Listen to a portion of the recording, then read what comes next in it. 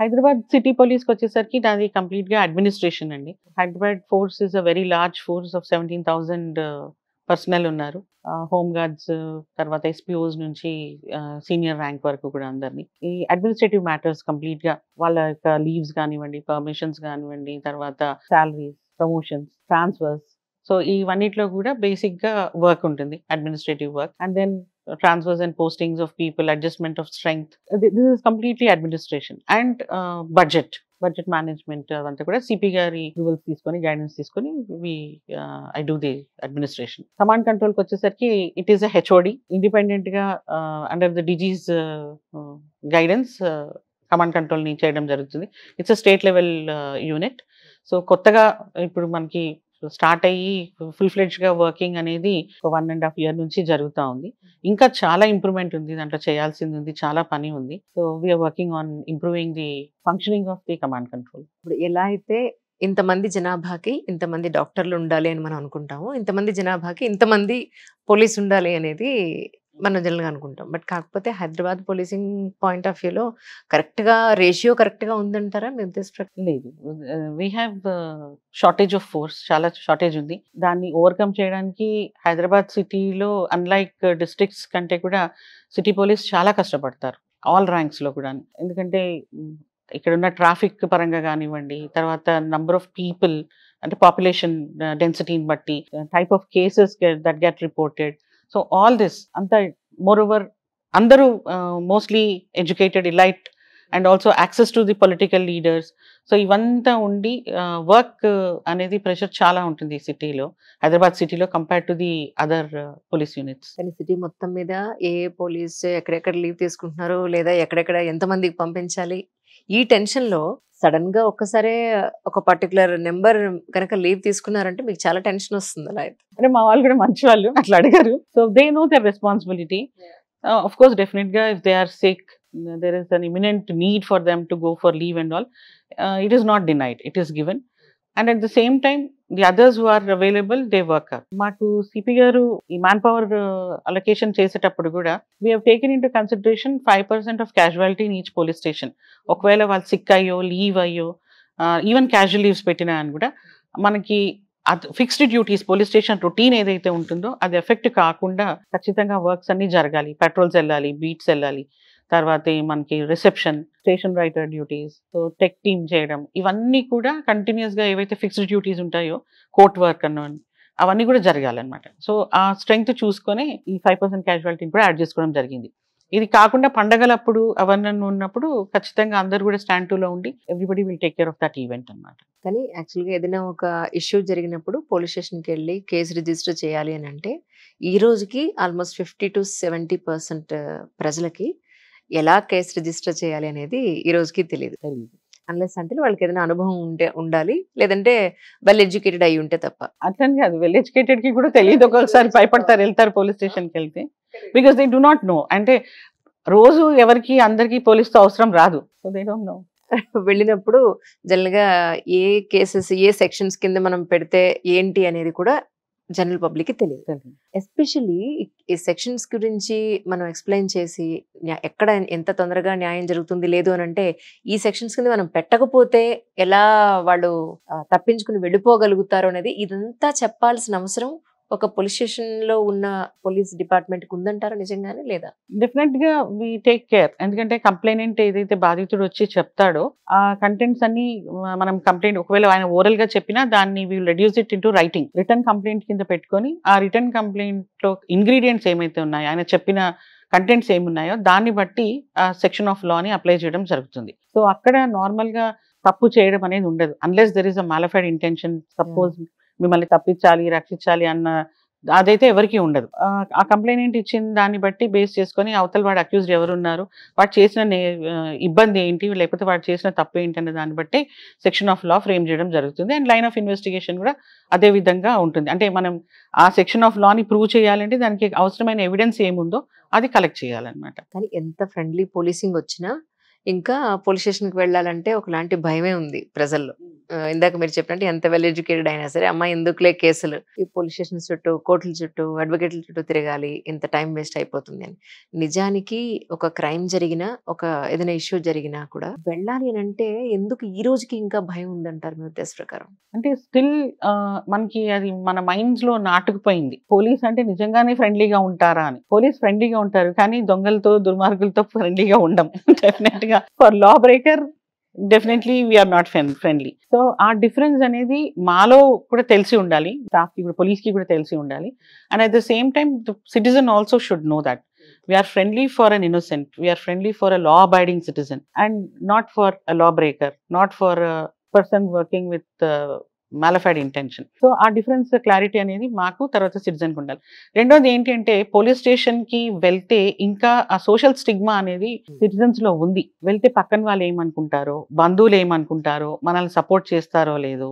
రెండోది నేను వెళ్ళి చెప్తే 10 మందిలో పల్చన అయిపోతానేమో అన్న ఆ భయంతో కూడా పోలీస్ స్టేషన్ కి రారు. రెండోది సమ్ టైమ్స్ ఒకవేళ లేడీ వెళ్ళింది అనుకోండి విక్టిమ్, మేల్ ఆఫీసర్ దగ్గర చెప్పడానికి కూడా కొన్నిసార్లు వెనక ముందు అవుతారు, హెసిటేట్ చేస్తారు.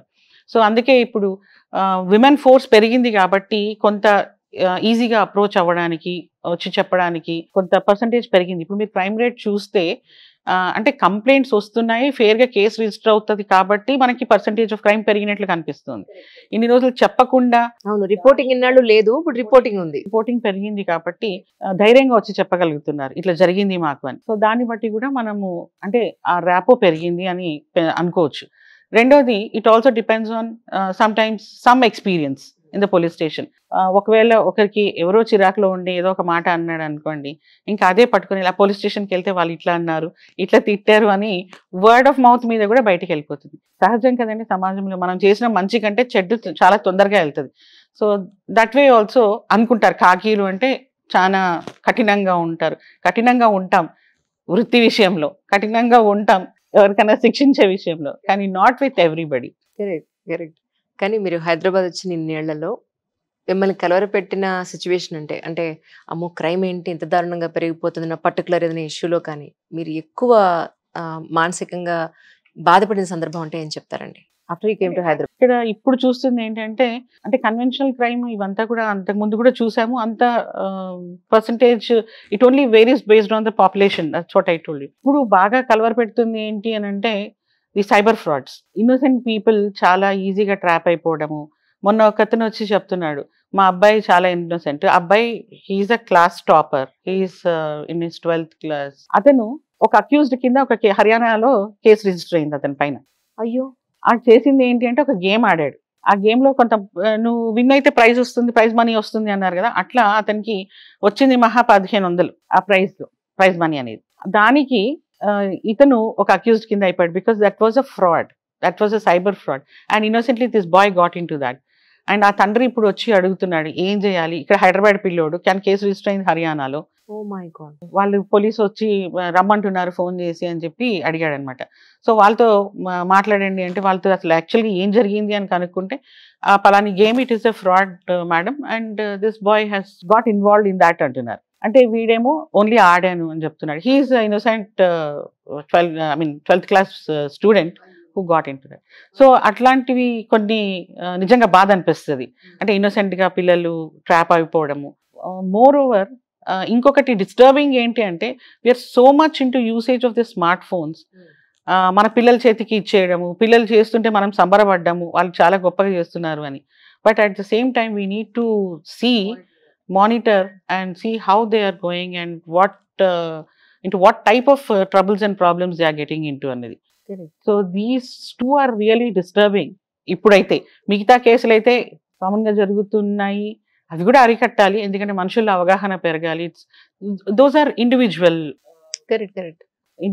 గా జరిగే అఫెన్సెస్. ఈ ఆర్గనైజ్డ్ గా జరిగే వాటిని మాత్రం ఖచ్చితంగా కర్బ్ చేయాల్సిన అవసరం ఉంది. అండ్ ఇప్పుడు ఇదేంటంటే చాలా ఈజీగా వర్నరబుల్ ఉన్నాం because of the technology. So దీన్ని కౌంటర్ చేయడానికి everybody has to be made aware of the technology and parents కి కూడా అవేర్నెస్ ఇవ్వడము. ఆ పిల్లలు ఆడతా ఏదైనా నొక్కేసినా అని కూడా ఒక దీంట్లోకి ఎంటర్ అయిపోవడము ఇవన్నీ కూడా జరుగుతూ ఉన్నాయి. కానీ అంటే మీ ఉద్దేశ ప్రకారం యాజ్ అ డిపార్ట్మెంటల్ పర్సన్ గా పేరెంట్స్ కి మీరు ఏం చెప్తారు? అంటే ఇంటర్మీడియట్ అయ్యేంత వరకు మీరు ఇప్పుడు మీరు చెప్పిన అబ్బాయి కూడా ఇంటర్మీడియట్ చదువుతున్న Intermediate. పిల్లాడు కదా! సో దీన్ని బట్టి ఏది టచ్ చేయాలి? ఏది టచ్ చేయొద్దు? అసలు ఏ ఏజ్ కి మనం వాళ్ళకి ఒక ఫోన్ ప్రొవైడ్ చేయాలంటే మీరు ఏం అడ్వైస్ చేస్తారు? యాక్చువల్ గా ఫోన్లు ఆడడానికి అనవసరమైన వాటికి వాడడానికి కాదు అది. That is for atleast to know where you are, whether you are safe or no, లేకపోతే ఏదైనా ఇంపార్టెంట్ ఇన్ఫర్మేషన్ ఏమన్నా పంపించడానికి.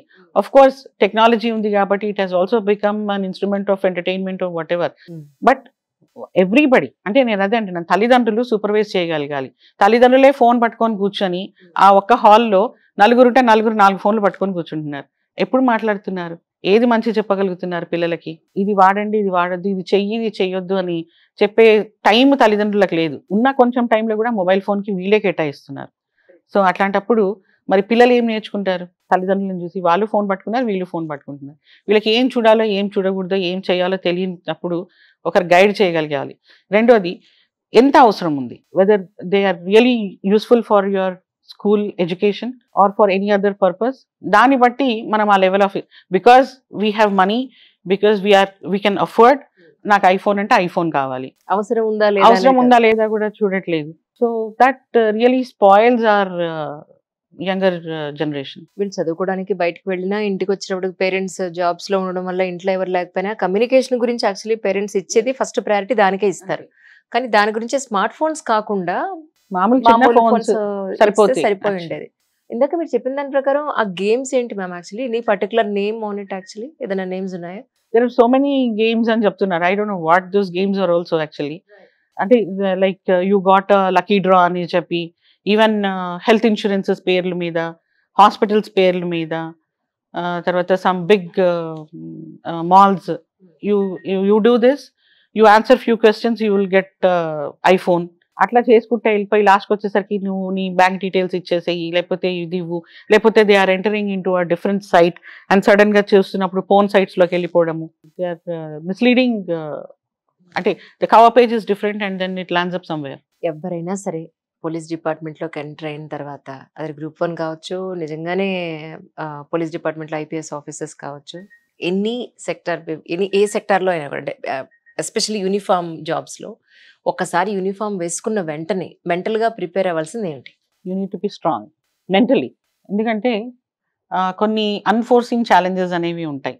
Weather it is again I tell you, whether male officer అయినా ఫీమేల్ ఆఫీసర్ అయినా, ఆ జాబ్ ఎన్వైరన్మెంట్ని బట్టి, ఆ ఛాలెంజెస్ని బట్టి you need to be mentally strong and we need to be more self motivated and self controlled. అంటే ఎవరో చూస్తారు, సమాజం చూస్తుంది నన్ను, లేకపోతే నా సీనియర్ ఆఫీసర్ చూస్తాడు, you don't need to bother about that.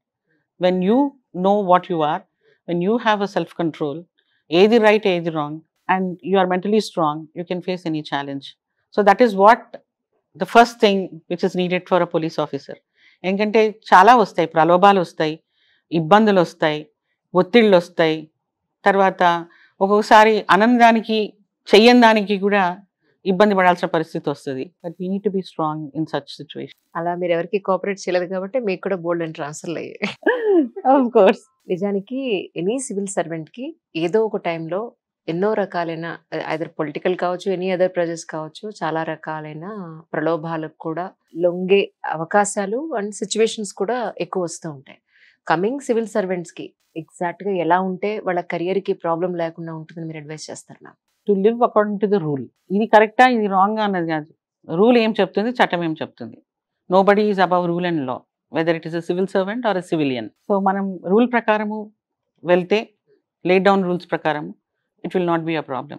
Yeah, డెఫినెట్గా ప్రెషర్ రావచ్చు పై అధికారుల నుంచో, లేకపోతే పాలిటీషియన్స్ నుంచో, ఇంకెవరి నుంచో. But when you stick to the rule, you will not get into a problem. అది కాకుండా కొంచెం మనం ఎక్కడో ఒక చోట సాఫ్ట్ అవ్వడము, లేకపోతే అంటే ఒకవేళ పర్సనల్ గెయిన్ కోసమో, లేకపోతే మానిటరీ గెయిన్ కోసమో కాకపోయినా మంచితనం కోసం ఒక్కొక్కసారి పర్వాలేదులే చేయొచ్చు అనుకుంటే కూడా ఇబ్బంది అవుతుంది. ఎందుకంటే it is not according to the rule. So that is the only thing. The basic thing is stick to the rule.